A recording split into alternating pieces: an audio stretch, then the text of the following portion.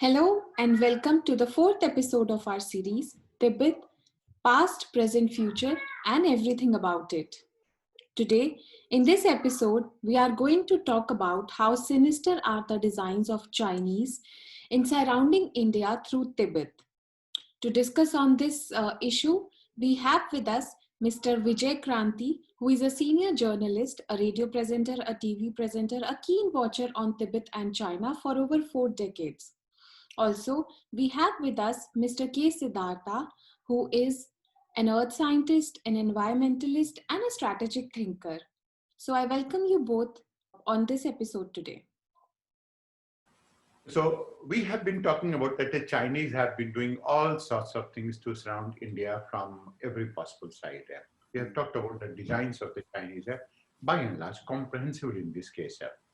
Now, we want to begin in this series by talking about how sinister are the designs of Chinese in surrounding India through Tibetan region and through Tibet particularly.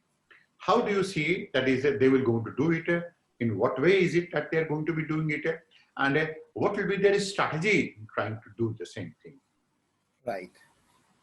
To understand China's strategy about or its designs about not only India, about the whole of Asia, we will have to go back to Chairman Mao.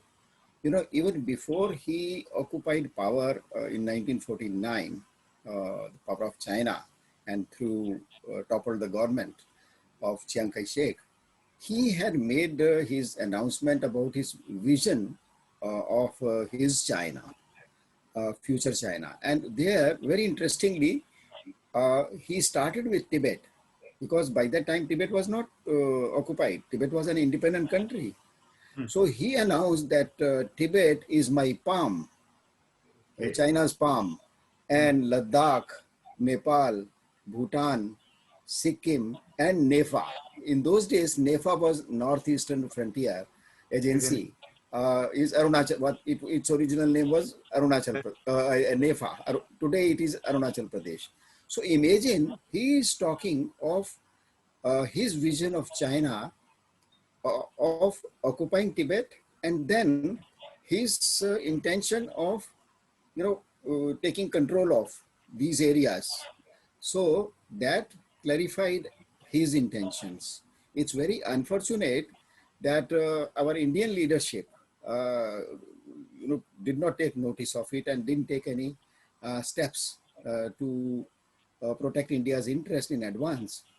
A slight intervention, sir. A slight intervention. That means Mao Tse-tung had at that point of a time itself had conceived this idea to remove all the buffer zones that were existing between China and India, and he wanted to replace it by a razor-sharp boundary.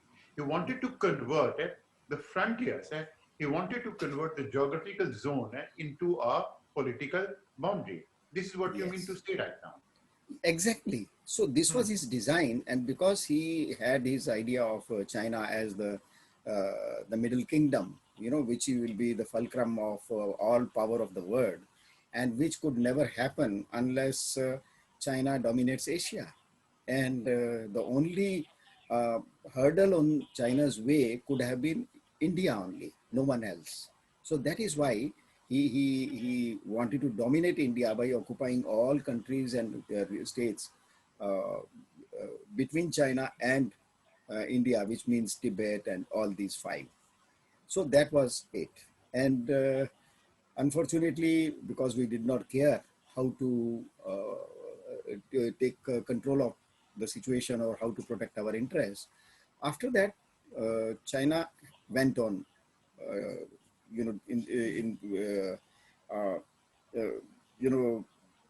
giving real shape to Mao's dreams. So in 1951, China occupied Tibet. And the result was that overnight, this 4,000 kilometer border line between Tibet and India, which included India and Nepal and at that time Sikkim and Bhutan. This entire 4,000 kilometer line border, which was the most peaceful border on the earth for centuries, it overnight from India-Tibet border or Nepal-Tibet border or Bhutan-Sikkim Nepal border. Oh, sorry, from Bhutan-Tibet border, it became China. So we had suddenly China on the other side. Is it not good to say that it used to be a frontier because it was a geographical zone? It was a transitional zone. And from a frontier, it overnight went on to become a border, political border, that means that there have been carved out of by the intentions of the two opposing governments who were trying to demarcate a line, a political line out of a geographically different establishments of sorts. Yes, sure. You know, Okay. after all, China was never India's neighbor. In history, if you go 100 years, 200, 500, 1,000, even 2,000 or more beyond, not for one day or a minute, not even 1 inch of this 4,000 kilometer, China was never on that side. It was always Tibet. I'm going to give you some interesting information in this case.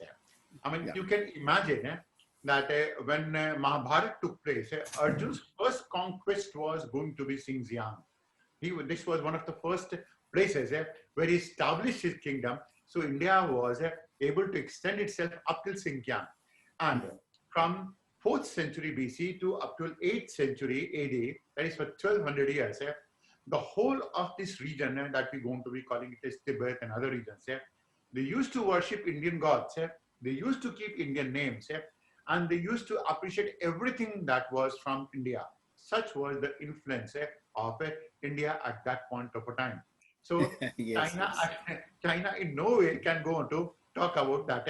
It was a country that was completely owned by Chinese Chinese itself. Yes, sir. Go ahead. So now coming to your main question, how the sinister designs of China to surround India.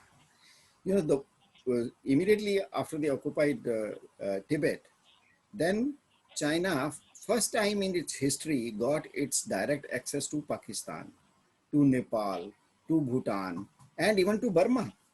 Earlier their access to Burma was from the Kunming side, from the eastern side of Burma or west, southwest of China. So it immediately changed the political geography, and China had access to these countries. And after that, everybody knows how they have gone. They have used Pakistan to create what they call it CPAC now. And they are using not only Pakistan's land, the illegally occupied land of Jammu and Kashmir and Ladakh, which is under control of Pakistan. China has used that also to have a road which goes right up to the Arabian Sea. It's very unfortunate, and that China, who never had access to Arabian Sea, even by imagination, today they have direct access there. So this is one impact of Tibet's occupation by China. And then how they have done, what our experts today say, it's the string of pearls. In Pakistan, they have now a naval base at Gwadar. In Malé, in Maldives, at Malé, they have naval access. In Sri Lanka, at Hambantota, they have... Sir, if I can go to that, used to be, now this is almost non-functional. I have seen that in Maldives. I have interacted with the government, and that is almost non-functional to an extent that it's a matter of time that the base will be completely eroded and it will be completely removed out of that place. Which one you are talking about? I'm talking about Maldives, sir. Yeah, definitely. I am only telling you that China made its efforts to encircle India, not only from the Himalayan borders by occupying Tibet. He used its presence in Tibet, and then now they are trying to control or encircle India from the southern side also, which means India will be just like a vice. China has plans to, have a control on India as vice. So I was only counting where they have already made efforts and have been successful was Gwadar in Pakistan, Malé in Maldives, Hambantota in Sri Lanka, Coco Islands, which are very near to Andaman Nicobar. They took control from Myanmar, and in Bangladesh, Chittagong. So you can imagine it's all a complete vice which they were trying to create. We should admire Indian leadership's efforts that they are now undoing these what China has done. But that is what they did. And then once they got physical access to Pakistan, they have been using Pakistan's all those assets which harm India. For example, unfortunately, Pakistan governments have been, promoting the Islamic terrorists of all shapes and kinds. So even at one stage, they were the terrorist groups. They included some Uyghur Muslims also, Xinjiang, because once they occupied Xinjiang also in 1949, so then many people from Xinjiang, it was East Turkestan, they took shelter in Pakistan. Earlier, they had huge colonies in Pakistan. Even today, they have the Uyghurs. But what China did, what Pakistan did, they made inroads into Uyghurs, these communities, and enrolled many of them by misguiding them into their militancy. So they have used these militants in their own way. And these otherwise some Uyghurs would go back into their own country for action, but China influenced Pakistan and Pakistani terrorists, those organizations, to eliminate those Uyghurs who were interested in freedom of their country. So you can see why, when people are wondering why China is supporting, the Pakistani terrorists in United Nations to thwart those controls which the world community wants to put on that terrorists, whether it is Hafiz or Masood Azhar or all those people. We should understand that China has been using these Pakistani terrorists to control the Uyghur fighters to protect their own land. So this is another point. Then that's the reason why Pakistanis are completely mum about it. They don't go on to talk about Uyghurs and Xinjiang region at all. And any type of an atrocity that the Chinese can go to make it out to me. And I have been told that they cannot go to offer namaz. They cannot go to keep a name like Muhammad. They cannot go to keep a Islamic type of a face, a Muslim face also, with beard and no mustache and things like that. So they have to live completely in accordance with whatever China wants. They are not Islamic people in that region at all. And in due course of time, they will be completely Chinese as well. This is the design. This is what you're saying. You are right. You are right. Because the Uyghurs, they are very brave people. They are God-fearing people. And they are not terrorist people. Their country was occupied by China. And the original name was East Turkestan. And when China occupied, they gave it name Xinjiang. And Xinjiang shows the bankruptcy of Chinese thinking. Xinjiang means the new frontier. They don't have a name for this area. So the truth is, China is crushing not only the freedom struggle and aspirations of the Uyghurs, they are crushing their identity. And you very rightly said that today, millions of them are living in concentration camps as prisoners. Their newborn children cannot have a name with Muhammad or Ali. They cannot, support a beard. So their purpose is to crush and finish the Uyghur identity. So now we come to another point. How China, we are talking of how China is encircling. So the moment China got access to Nepal, they have been very religiously making inroads into the Nepalese system and society.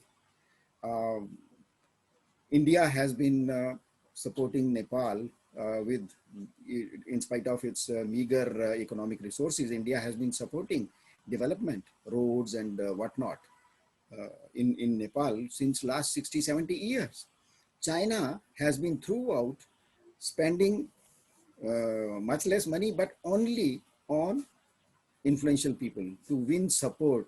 They bought the Nepalese army officers, bureaucrats, politicians, journalists, opinion makers, those people who are running the government, political leadership. And that is how they are doing it. And now you have seen, a Prime Minister Oli, he took a very unwise step Yes, against India of, that what they call cartographic aggression. mischief they played. So that only shows that they have made inroads into Nepal by using Tibet as their base. So similarly, they have encouraged Maoists, Naxalites. If you see, in 1960s, immediately after 1962 war, China encouraged Indian communists to start Naxalite movement. And if you see the map, I can show you the map, the location of Naxalbari, from where this whole thing started, it is on the mouth of the Chicken Neck, which means you clutch that area of 24 kilometers, and India's all 8 northeastern states are gone from control of India. That's right. That's right. So, and unfortunately, when CAA movement was going on, one of the most, I would say, saddest and horrible development was that a man called Sharjil Imam, a Muslim leader, he tried to convert the whole CAA movement into breaking India or breaking all the northeastern states from India. And when he gave a call that let all the Muslims go and we go to Chicken Neck, we cut the road and then we'll break India. And that is how the security agencies discovered, because now they are discovering that it was not a simple CAA movement. It was just behind the CAA movement, China was also working for its own designs. So that is why you see the Indian government and security agencies are so active on that field. Sir, actually, we have been told that it has all the designs of a jihadi movement, and every component of it was to launch a jihad into India. And of course, the design was something different, and the issue was something different. They never merged at all in this case. Yeah, yes. Yes, we understand it, and a good number of people who are able to understand it, they know that is what exactly was this sinister design. Yes. Earlier, people were thinking that it was a Pakistan instigated movement. CAA is like that in India, but now the security agencies who are deep into it, they understand it was more a Chinese movement where they wanted to militarize even the Indian Muslim women and wanted to give direction to this whole movement towards breaking India. So that is right there. So if we go ahead, how China has been encircling because of proximity to, now they came very close to Bangladesh, Myanmar, and we know the history that in past decades, China has been encouraging all those separatist and terrorist militant organizations of northeastern states to create problems for India. And they created some influence areas in Bangladesh, in Myanmar, and within Tibet. There were many training camps and there were shelter camps where these terrorists, these separatists were given training, money, and even, they were encouraged to do smuggling so that, they can make money, they make money in India, and then they buy with that money, this heroin money or so, to buy arms from China. So China has been doing that kind of sinister work also.